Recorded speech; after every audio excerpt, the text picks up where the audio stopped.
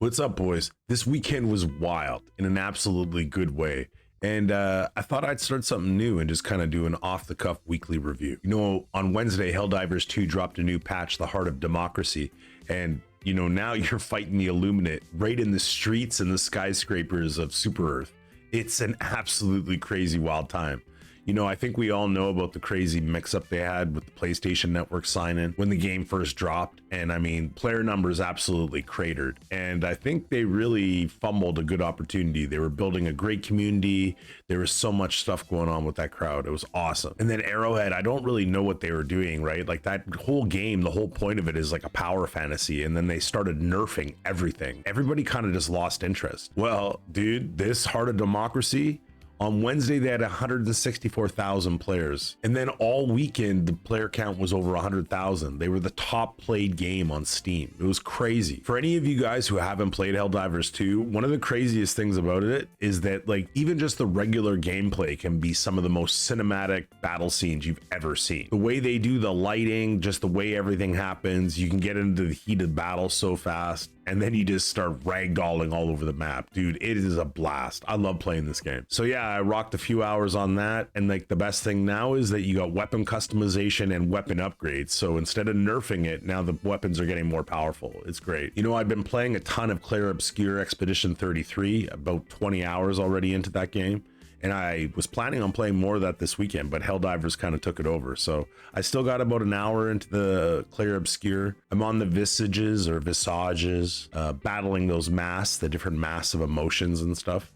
So I killed anger and sadness last night. So I'm on to the accent now today. I think when I'm done playing Expedition 33, I'll do a full review or just a full like kind of story about it. I mean, for me, that's the thing. The story is just crazy. It's got me drawn in. I want to know what happens.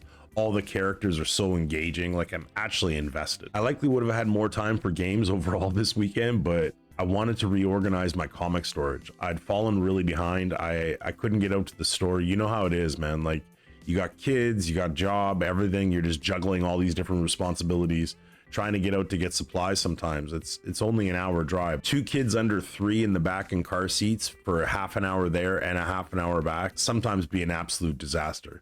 Getting out to the store is sometimes hard enough, so to go get hobby supplies just isn't always really a possibility. So yeah, I picked up some short boxes, made some dividers. It took me all day, but the great thing was I finally got around to watching Severance. I was watching Nostalgic, this whole thing on like what happened to Ben Stiller's comedy career. And then they were talking about how he was directing Severance. I had no idea he was the director of it. So while I was doing the comic books organization, I decided to binge it. And bro, I literally felt like one of the characters. Like I felt like I was like 2 people separated in my mind. It was crazy.